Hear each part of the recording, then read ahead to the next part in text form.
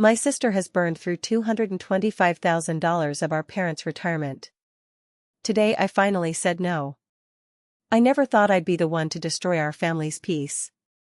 That was always my sister Sarah's specialty, though nobody would ever dare say that out loud.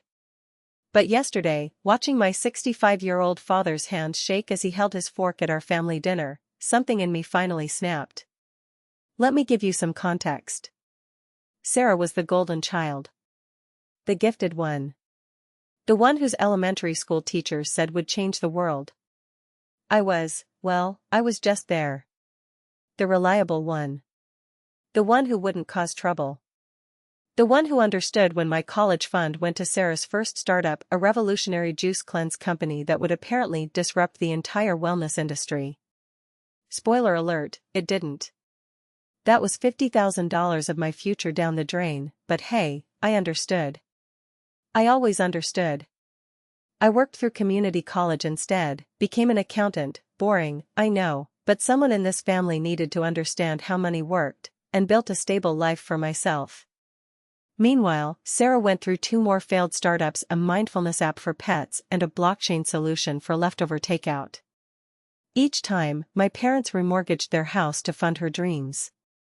Each time, I watched their retirement savings dwindle.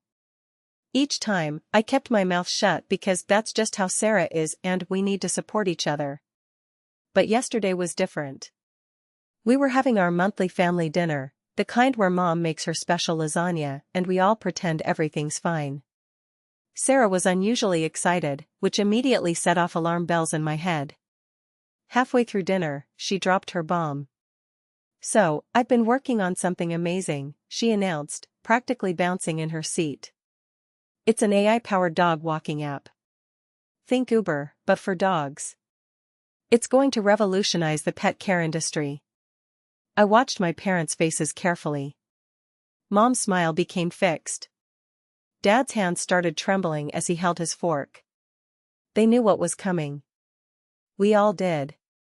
I just need a small investment to get it off the ground, Sarah continued, as if she wasn't about to destroy what was left of our parents' financial security. Just $200K. It's really nothing considering the potential returns. $200,000. Our parents' retirement house was all they had left.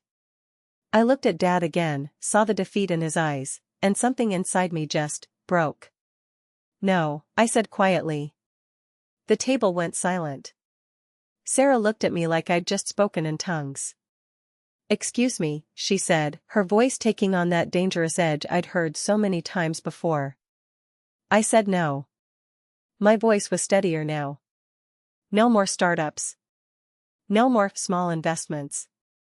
No more remortgaging the house. No more draining retirement accounts. Just, no. Sarah's face went through her usual manipulation cycle: shock, hurt, anger, calculation.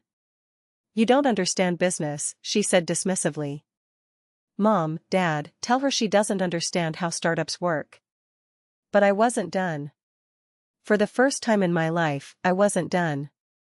Let's talk about how startups work, Sarah. Let's talk about the $50,000 juice cleanse company that lasted 6 months. Let's talk about the $75,000 pet mindfulness app that never made it past beta. Let's talk about the $100,000 blockchain takeout disaster. Let's talk about Mom and Dad having to work extra years because their retirement savings are gone. Let's talk about how you haven't held a real job since college because you're too busy being an entrepreneur with other people's money. The silence that followed was deafening. Sarah's face had gone white. Mom was crying silently. Dad was staring at his plate. And me? I felt lighter than I had in years. Sarah did what she always does when she doesn't get her way, she stormed out. The flying monkey attack started within hours. Aunts, uncles, cousins calling to tell me how I'd broken the family. How I didn't support my sister's dreams. How I was just jealous of her creativity and ambition. But something unexpected happened too. My younger cousins started messaging me privately, sharing similar stories about Sarah's manipulation. Mom called the next day, not to berate me, but to tell me they'd booked their first therapy appointment. Dad sent me a simple text, "Thank you." It's been a week now. Sarah sent me multiple threatening texts about how I've destroyed the family and how she'll never forgive me. But here's the thing, I'm at peace with being the bad guy. Because sometimes being the bad guy means being the first person to say enough. Update: it's been 3 months since the confrontation. Sarah actually got a job, her first real one at 35. She's working as a marketing coordinator and seems to hate every minute of it, but she's doing it. Mom and Dad just got back from their first vacation in 15 years. They're talking about selling their too-big house, not because Sarah needs money, but because they want to downsize and enjoy their retirement. As for me, I'm still learning how to stop being the understanding one all the time. It's a journey. But watching my parents slowly reclaim their lives makes it all worth it. To anyone else out there living in the shadow of a golden child, sometimes rocking the boat is exactly what the boat needs. Sometimes peace at any price costs too much. Edit: thank you for all the support and awards. To those asking, yes, Sarah tried to pitch her dog walking app to me last week. No, I didn't invest. Edit 2, RIP my inbox. I'm trying to respond to everyone, but there are so many similar stories. Maybe we need a support group, Siblings of Failed Entrepreneurs Anonymous?